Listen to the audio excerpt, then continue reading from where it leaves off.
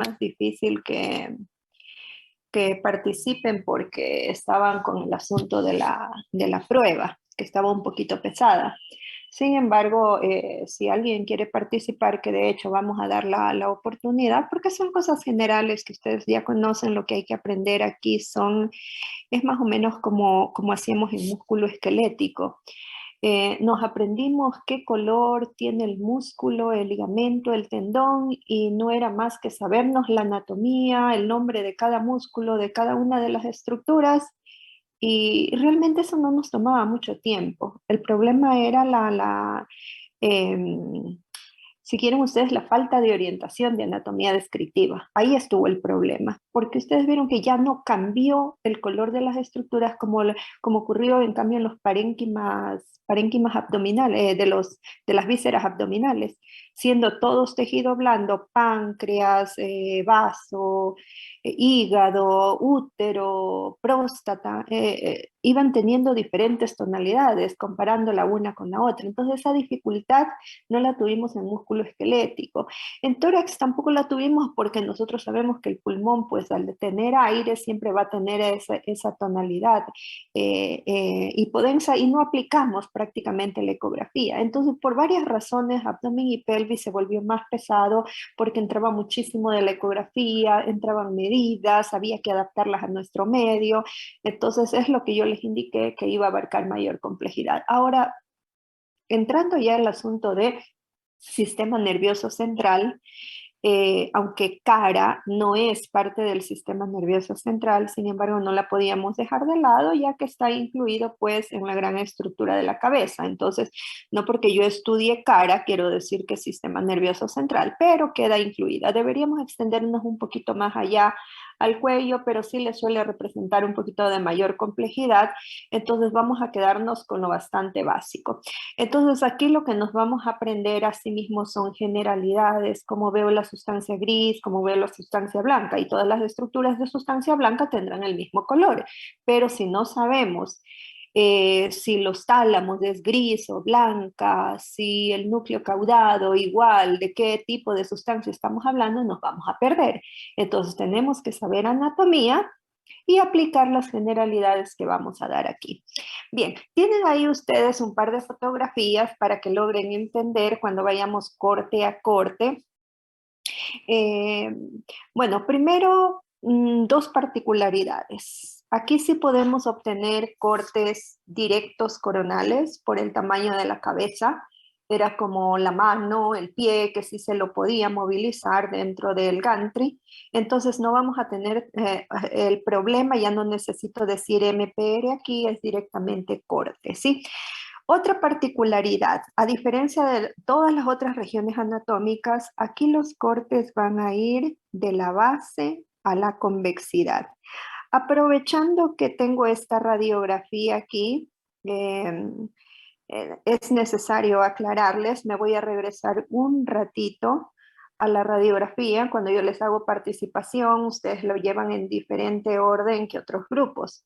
Entonces puede ocurrir que eventualmente se salte algún concepto por hacerles participar, entonces es obligación mía corregir o completar. Aprovecho que está la radiografía.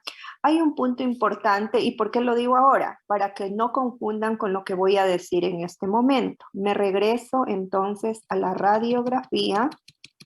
Pongamos lo más normal posible en esta de aquí. Ustedes recuerdan que yo les decía que estos eran surcos vasculares, acá estaban los lagos diploicos, ¿sí?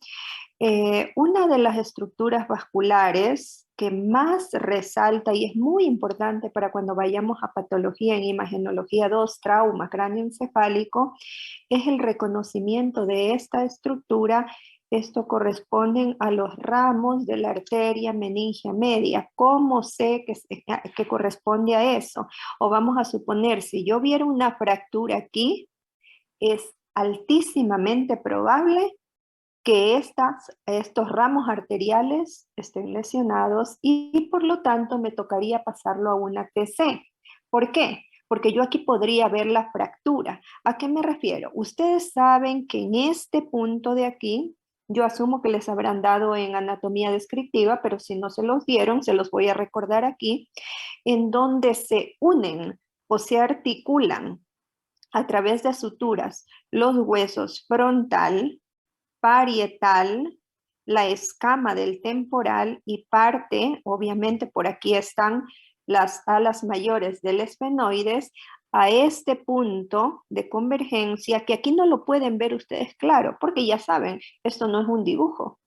Para que ustedes vean todas las suturas, aquí ya están incluso fusionadas, unas sí, otras no. Entonces, este punto de convergencia se conoce como terion. Entonces, a nivel del terion, que no es lo mismo que voy a decir en TC, sí, por eso aproveché para aclararlo aquí.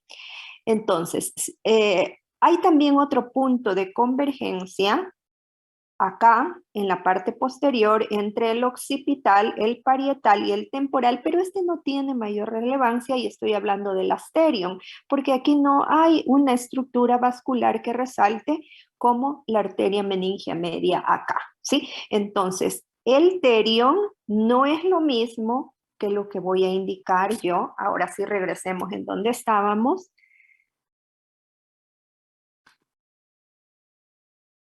Entonces, cuando al paciente se le va a hacer una TC en los cortes axiales, después vamos a los coronales, en los cortes axiales, si ustedes ven, aquí hay una lucecita, esto no les va a llegar a ustedes, pero es la referencia para que entiendan, tal vez falta de alinearle un poquito más acá, esta en cambio es la línea órbito meatal de la órbita y del meato auditivo externo. Entonces, a partir de la alineación de aquí, que no es el terion, está más arriba, que a veces lo confunden, me dicen desde el terion. Entonces, desde la línea órbito meatal van los cortes, es decir, van de abajo hacia arriba. Es muy raro que les lleguen de arriba hacia abajo. Eso es un punto importante para reconocer los niveles de corte. Por ejemplo, cuando nosotros estábamos en tórax, veíamos por nivel de vasos, de estructuras mediastínicas en el abdomen, ya vimos que una forma sencilla era decir hipocondrios blancos, fosas ilíacas, pero había que precisar más o menos a qué altura estábamos, cabeza pancreática, etcétera. Entonces aquí también vamos a tener referencias, pero aquí va a ser un poquito más difícil. Si quieren ustedes, aquí sería fácil solamente decir, es de la base del cráneo y es de la calota, pero de la calota van a haber muchísimos cortes. Entonces no va a ser tan fácil como en abdomen, que si veía arcos costales, yo digo estos son hipocondrios y arcos costales no se repiten abajo. En cambio aquí, desde la parte inferior hasta la parte alta, siempre vamos a ver calota. Entonces las referencias óseas solo me sirven, repito, para decir o base o por encima de la base, pero nos quedaríamos con dos cortes y es insuficiente. Así que no apliquemos las referencias óseas aquí más que para descartar si estamos o no en los cortes inferiores, que va a ser muy notorio. Entonces vamos a requerir las estructuras internas encefálicas para podernos ubicar, decir este es vulvar, este es pontino, este es talámico y así conforme les vaya a ir dando. Ahora, en los cortes coronales, obvio, ya no nos sirve esta línea, ¿sí? En este caso, ¿por qué se empiezan por la base? Aquí podrían empezar de adelante a atrás o de atrás de adelante, pero aquí casi siempre empiezan de la base a la convexidad. ¿Por qué motivo? Por algo que les expliqué en el primer bimensual. Yo les hablé de los artefactos en la TC. Y yo les había hablado del artefacto por endurecimiento de las de rayos X. Y yo les dije, cuando el hueso es de diferente espesor, si la tomografía no es de buena calidad técnica, es de los antiguos, se artefacta mucho, da muchas líneas, rayas que tapan las imágenes de la base del cráneo, lo que no sucede acá. Y hasta por eso están más finitos los cortes para precisar mejor. Entonces, si ustedes se fijan, bueno, no siempre vienen tan estrechos aquí, pueden venir iguales que acá, pero aquí no van a haber artefactos, aunque sean de las tomografías antiguas. ¿Por qué? Porque el hueso ya tiene un espesor más o menos similar, ya no tiene esas prominencias óseas de la base. ¿Sí? Entonces es el motivo por el que empieza de aquí, porque si nosotros empezáramos por acá, primero no sabríamos cómo inclinarlo para evitar, para que sea lo más paralelo posible a la base. Vamos a suponer, yo empiezo por aquí, axial, y resulta que termino así, descuadrado de la base del cráneo. Entonces, una forma sencilla de orientar. ¿Se puede hacer de arriba abajo? Sí, pero puedo tener ese problema. Ahora, acá como les dije, claro, hay hueso de diferente espesor, pero para cara nosotros sabemos que lo que nos importa es mejorar las estructuras óseas, más no estructuras internas. En cambio aquí es para estructuras internas, para la masa encefálica. Entonces aquí no importaría en qué sentido vamos, pero tenemos que ubicarnos anatómicamente. Ahora, con esto, nosotros tenemos, volvemos a las dos ventanas. Si yo quiero tener una mejor representación, como en el tórax, o era de pulmón o era de mediastino, ¿pueden venir las dos a la vez? Sí, dependerá del equipo. Entonces, si ustedes se fijan, bueno, ahí para que se ubiquen, ahí están los dibujitos y al lado está la imagen. Este claramente es coronal, el corte. Entonces, si ustedes se fijan, aquí yo veo con gran nitidez la tabla interna, en este caso del frontal, tabla interna, tabla externa y el diplo. Es mejor que en la radiografía, mucho mejor. Pero en cambio, no logro ver la masa encefálica. No es que no exista, hay, pero no está valorada. En el mediastino, yo lo veía clarito, pero el pulmón no se veían claritos los vasos. O si veía el pulmón, el mediastino se veía solo una mancha blanca. ¿Qué pasa si me cambio a la ventana de encéfalo? Me va a pasar esto que están viendo aquí. Aquí estoy viendo perfecta la masa encefálica, pero miren que no logro discriminar la tabla interna, externa y el diplo. Veo una sola estructura muy hiperdensa que parecía que el hueso está osificándose más allá de lo normal. Entonces tenemos de nuevo la doble ventana y tendremos, es decir, ventana encefálica y ventana ósea. Y se aprovecha la ventana ósea para valorar mejor, dejando de momento la calota y la base, se aprovecha como mejor recurso que el Cadwell y Batter, que era para senos paranasales, puedo valorarlos aquí con mejor detalle. ¿De qué manera? Aquí ya no vamos a dudar que si está pacificado por superposición de estructuras, ¿qué está pasando? Entonces aquí lo voy a ver corte a cada uno de los senos y a estudiar con mejor detalle. Es más, si estuviera ocupado un seno paranasal, esto yo ya les enseñé, que puedo, buscando la palabrita estamin, yo encuentro, si les expliqué esto, ¿no? Por favor, ayúdenme aclarando algunos detalles que a veces yo cambio las diapositivas. ¿Les enseñé esto? Sí, doctor. Ya. Entonces, así ya me acordé que les mandé incluso a que busquen imágenes para que determinen. Entonces, por ejemplo, aquí nosotros sabemos que 57, que ahí está el 1, el cursorcito, esto es de nuestros pacientes. ¿Sí? Yo procuro poner sobre todo cuando son TCs, porque no todos los tomógrafos son iguales, pero sin embargo todos aplican las mismas normas, ¿sí? Entonces, ¿cuál es la utilidad de la TC sobre la RX de Cadwell y Batter para senos paranasales? Por obvias razones. Una, tener una imagen de mejor calidad, sin superposición, y dos, la posibilidad de medir la densidad Hansfield, que yo sé que en una radiografía, agua, sangre, pus, células, todas tienen densidad de agua. La radiografía no puede saber qué es, a no ser que tenga una clínica clara. Pero con la TC, así la clínica no fuera tan orientativa, ya midiendo la densidad, yo digo, no, esto no es agua, esto no es sinusitis, esto es sangre. Y después aprenderán en Imagenología 2 la nomenclatura de las patologías. Cuando le digo hemoceno, pioceno, eso es para otro nivel, ¿sí? Estoy dando solamente el refuerzo de los conceptos ya vistos. Entonces vamos a lo anatómico porque esto de aquí es patológico. De hecho, estos casitos clínicos iremos revisando en Imagenología 2. Vamos a la anatomía.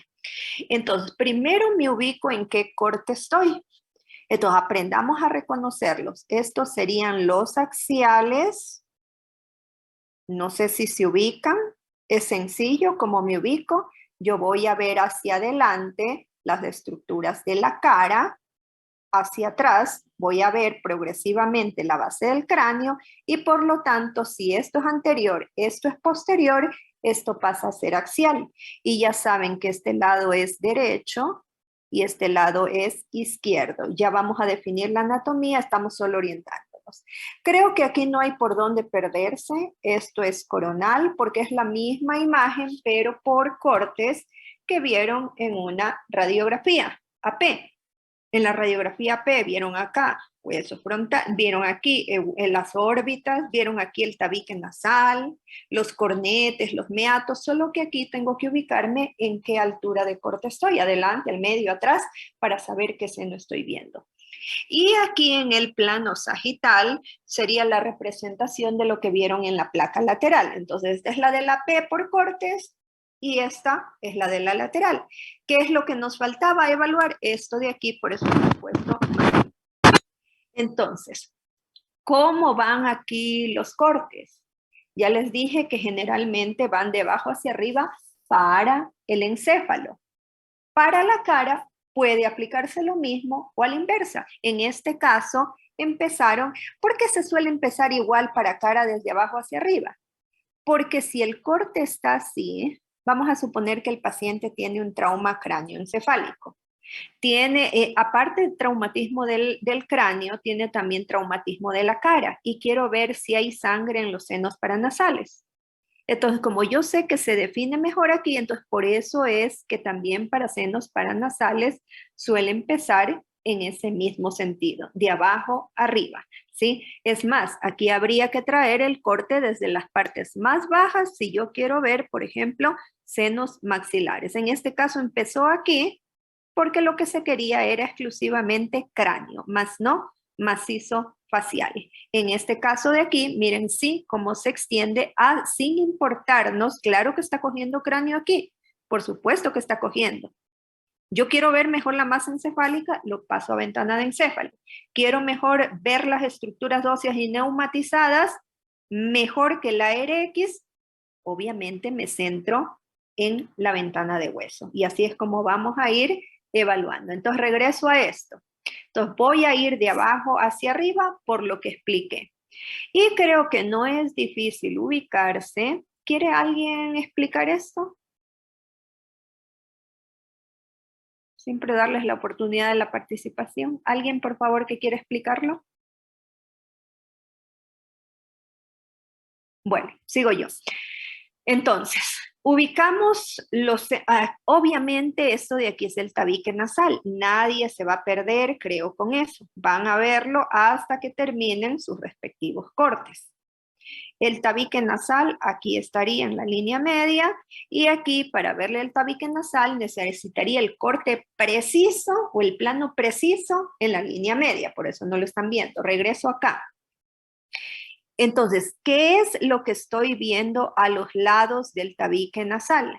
Las estructuras más densas que tienen aquí tejido blando, que es la mucosa, estos serían los cornetes. Ya vamos a ir a eso que les suele dar problema. Pero creo que aquí nadie se va a perder. Estos serían los senos maxilares. Por aquí, entrando, serían las fosas nasales. Aquí están las cavidades nasales con los cornetes. Empiezo con el inferior porque empezó de abajo arriba. El inferior, luego el medio y luego el superior. Y el aire que queda alrededor serían los meatos. ¿Cómo me ubico que es el inferior, el medio o el superior? Ahora sí, viendo si quieren ustedes el resto de estructuras. Por ejemplo, van a ubicarse aquí. Miren ustedes, si el corte, no voy a poner el láser, la lucita esa roja, porque me bloquea un poco el paso de las diapositivas, ¿sí? Pero si ustedes precisan que les ponga una, se va a ver mejor, tal vez se pierde con los grises, creo que no hay problema, ¿o sí? ¿Sí ven mi flecha? Sí, doctor. Sí, doctor. No hay ningún problema con la flecha, porque aquí suelen perderse. Por favor, contéstenme. Sí se ve, ya, pero por favor me seguirán en la explicación porque voy a ir de uno a otro. Me vengo acá para reconocer. Si ustedes se fijan, yo creo que este es el que más me ayuda. Aquí está el cornete inferior, el medio y ese pequeñito, el superior.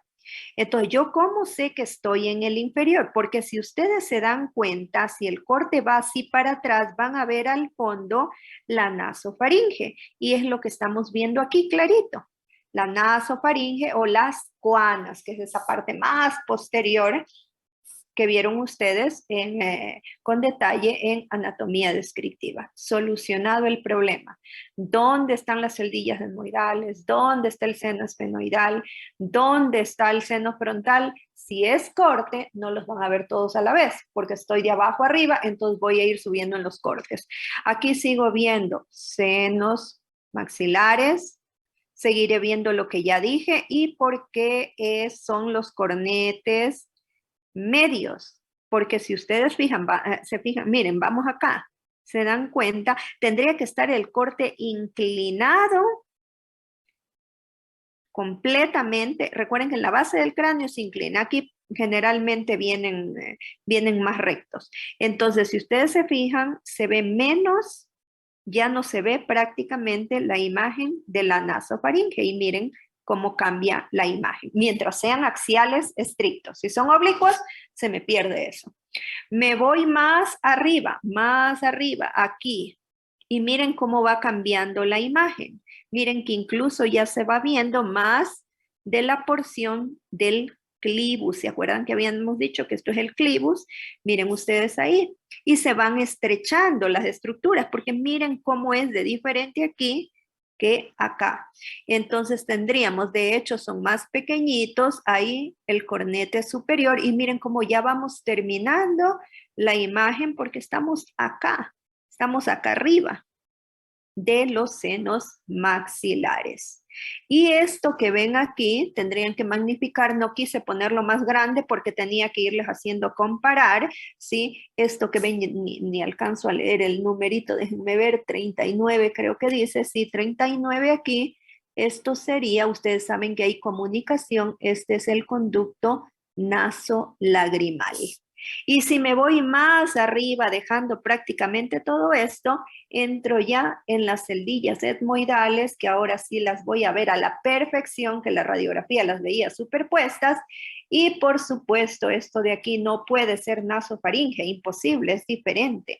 Esto ya pasa a ser, estoy aquí arriba, esto pasa a ser el seno esfenoidal. Es absolutamente normal que pueda ser medio asimétrico al lado derecho, al lado izquierdo, ¿sí? No hay problema con eso. Y aquí me faltaría uno más alto todavía del seno frontal, pero ese ya lo vamos a ver. De hecho, veamos, tengo otro en axial. Ahí estamos en axial. Ese también llegó solamente hasta las celdillas etmoidales. Ahora, vamos con el coronal. Aquí, ¿cómo fueron? De adelante a atrás. ¿Cómo sé que estoy de adelante a atrás? Porque ahora sí estoy viendo los senos frontales.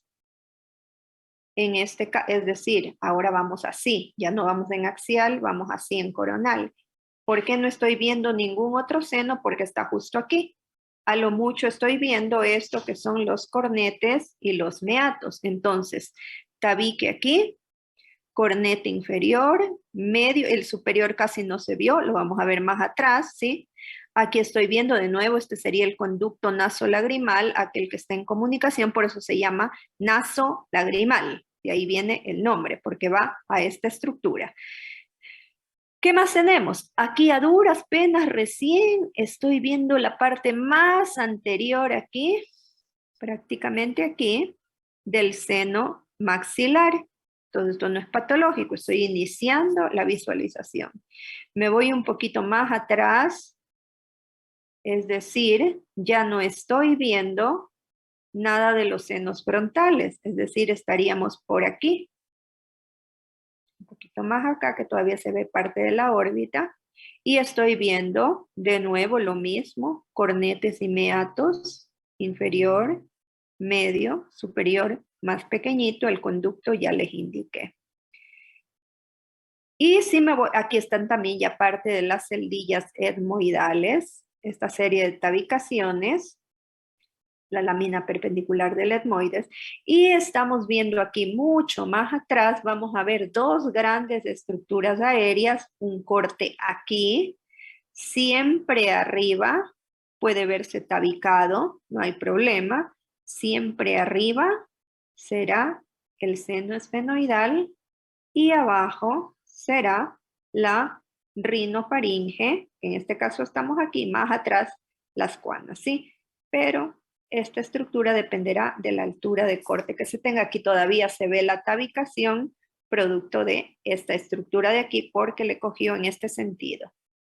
Un poquito más atrás ya van a ver la nasofaringe como una sola estructura, ya sin tabique, ¿sí? Sin el tabique.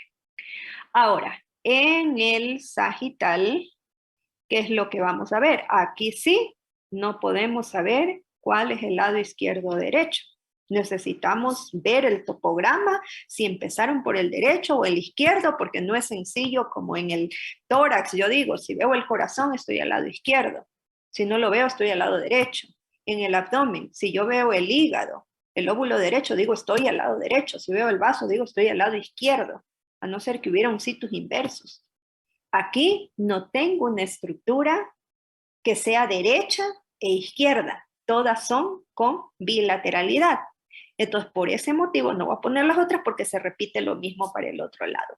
Entonces, ¿qué tenemos? Desde un corte para sagital, yo vería, es imposible que en un corte medio sagital yo vaya a ver a los senos maxilares. Entonces necesito un parasagital. De hecho, ahí están viendo las órbitas también.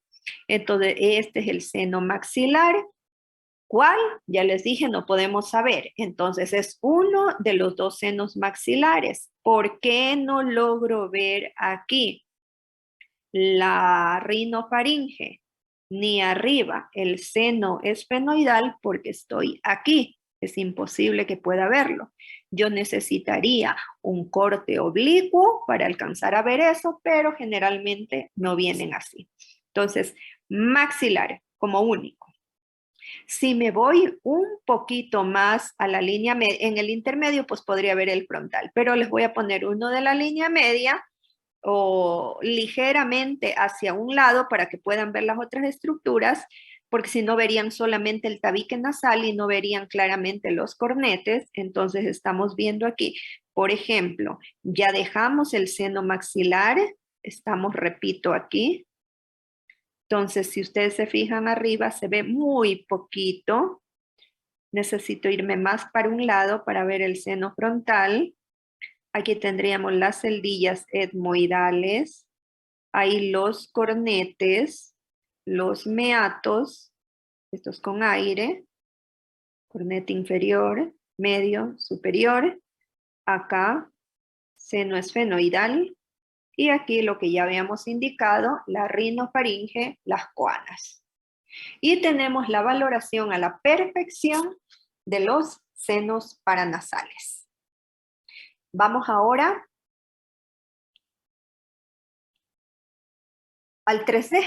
Nosotros sabemos que el macizo facial, como huesos complejos que son, se va a mejorar muchísimo la imagen de la RX, ya no nos complicamos, que a duras penas yo podía ver por ahí una fractura de mandíbula.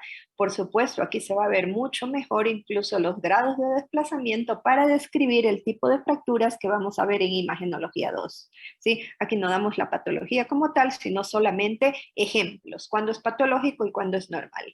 Entonces, en este caso, esto sí lo pudo ver la radiografía, pero aquí mejora muchísimo. Pero, por ejemplo, esto de acá, si ustedes se dan cuenta, al hacer, al menos al hacer una AP, al hacer una P, esto se va a montar con lo de atrás y no me va a permitir ver a la perfección la cantidad de fracturas de la órbita ósea que están viendo ustedes aquí. Están viendo fractura del frontal, fractura del malar, fractura del maxilar aquí, incluso fractura de las alas mayores del esfenoides. Son dos pacientes diferentes, entonces esto que lo conocemos como 3D volumétrico óseo, Mejora muchísimo. También podemos tener una imagen a la perfección de la base del cráneo y no estarnos complicando con una proyección de HIRS. Esa de la base del cráneo les pondré más adelante para que puedan ver las estructuras vasculares como el polígono de Willis, ¿sí? Así que no voy a repetir muchas imágenes de lo mismo. Ahora, vamos a la ventana de encéfalo. Ya no nos interesa el hueso, pero nos interesa la valoración encefálica. Generalidades. Vamos con la tonalidad. Ustedes saben que la sustancia gris y la blanca tienen su distribución especial a nivel de cerebro, encéfalo no solo cerebro, hay también tronco cerebral, tienen el cerebelo, tienen diferentes estructuras distribuidas por fosas o por regiones supra, infratentorial, fosa anterior, fosa media, fosa posterior, ya vamos a ir ubicando eso, sí estoy dando la generalidad. Pero lo que tenemos que tener en cuenta, y miren, a propósito les he traído una imagen lo más de la mejor calidad posible. Lamentablemente eso que se ve como medio movido es porque es tomada directamente de la placa impresa, ¿sí? Y al pasarlo a una diapositiva tiende a distorsionarse un poquito. Pero ¿qué es lo que quiero indicarles? Esto de aquí. Si ustedes se fijan, cuando la TC no es de tan buena calidad como aquí, pero tienen que aprender a ver porque no siempre se van a encontrar con buenas TCs. Entonces, cuando no es de las más modernas, la diferencia de sustancia gris y sustancia blanca no es tan buena. Ya no tenemos hoy en día este problema. A lo mucho, en la base del cráneo, miren que es base de cráneo porque veo muchas estructuras óseas hacia el centro. Cuando estoy a nivel de la base del cráneo, pueden haber muchos artefactos y me dañan la diferenciación de sustancia gris y blanca. Pero hoy en día tenemos la gran ventaja de que las TCs nos llegan de buena calidad, como estas. Y por más que estemos en la base del cráneo, miren, esto es base de cráneo. Ven cómo no me pierdo por la imagen del hueso. Pero en cambio, aquí se terminó la base del cráneo. ¿En qué nivel de corte estoy acá? Me van a decir, bueno, aquí estoy en el hueso frontal o estoy cerca en las órbitas, pero ¿y acá? Entonces, antes de ir a eso, quiero que vean la clara diferencia que hay entre sustancia gris y blanca. Y ocurre que es a la inversa de lo que conocemos. ¿A qué me refiero? Ahí está el esquema anatómico. Con esto de la tinción de eosina, hematoxilina, ¿sí? Vamos a dejar esas partes histológicas, más bien, sustancia gris y blanca, por algo los anatomistas la llamaron así. La gris es como dice la palabra, gris, la que se tiñe, y blanca, por algo le pusieron los anatomistas, y nosotros sabemos que la gris está en una determinada región anatómica, es decir, está en la corteza, pero también está en los ganglios basales. Y la sustancia blanca está hacia el centro. Esto de aquí, nosotros lo vemos invertido en la TC. En la RM, que hoy no vamos a alcanzar, en la RM lo vemos en el T1, como dice la anatomía. La gris, gris, la blanca, blanca. En TC, ahí viene la complejidad a veces para el estudiante, que tiene que invertir todo. Y si no está claro en anatómicamente que es gris, se le vuelve un lío. Pero si ustedes están bien ubicados, créanme que no va a ser difícil y va a ser rápido esto. Entonces regresamos acá. ¿Cómo lo vemos en TC? Les dije, a la inversa. Y miren cómo. Los giros, la corteza, que es sustancia gris, aquí se ve con el color más bien hacia lo blanco. Es decir, se ve la corteza más densa, miren que está hiperdensa, en relación a la sustancia blanca. Por ser blanca, aquí la veo oscura, más bien hipodensa, en relación con la sustancia gris. ¿A qué se debe eso? A la irrigación. La corteza, la sustancia gris, al tener mayor vascularidad, acuérdense en la escala Hansfield, los tejidos blandos, veíamos desde más 30, más 40, más 50, y yo les decía, la sangre en los valores más altos, aunque sean parénquimas, en los valores más altos, más 60, más 65, ahí estaba la sangre. Entonces, eso hace que al tener mayor irrigación, la cortical se vea más densa que la sustancia blanca. Por ejemplo, nosotros sabemos, voy a dar solo, acabo de dar un ejemplo aquí, pero muy general. Dije la corteza y la sustancia blanca. Pero miren acá, ya vamos a ir magnificando para que puedan ver mejor. Estoy dando la introducción. Nosotros sabemos que los tálamos son básicamente estructuras con sustancia gris y por eso se ven blanquecinos. Pero en cambio la cápsula interna, que es sustancia blanca, son fibras, en cambio se ven oscuros, siendo sustancia blanca. Entonces me toca ir invirtiendo todo. Y tienen que ubicarse bien en eso para que en Imagenología 2 podamos saber cuándo una estructura está alterada. Yo digo, por ejemplo, a los tálamos los veo hipodensos. ¿Por qué están hipodensos? Deberían ser hiperdensos, como sustancia gris que es. Debe verse a la inversa el color. ¿Por qué? ¿No será que tiene un edema? Porque el agua es hipodensa. O a la inversa, la sustancia blanca, la de aquí, que ya vamos a ver cómo se llama esta sustancia blanca. Yo sé que debo verla oscura y resulta que veo algo brillando. No sería normal. ¿Yo qué digo? Tiene un área de sangrado, porque acuérdense que la sangre brilla en la TC. Entonces, así es como nos vamos a orientar en Imagenología 2 para la patología. Pero para podernos orientar, necesitamos saber de la anatomía. Entonces vamos a hacer, porque estamos con tiempo, para que no resulte cansado, aparte de que están recién dados la prueba, vamos a hacer un receso. Yo creo que si nos tomamos unos 10 o 15 minutos, tomémonos nomás los 15 minutos. Empezamos a ver cómo estamos. Déjenme ver. Ya, a las 4:05, por favor, retomamos. Perdón, sería las, sí, 4:05. ¿Estamos jóvenes? Sí, doctora. Sí, doctora. Sí, doctora. Ok, apagan nomás sus micrófonos, todo para no interrumpirse, dejo de compartir y cuando yo vuelva a poner la proyección retomamos la clase.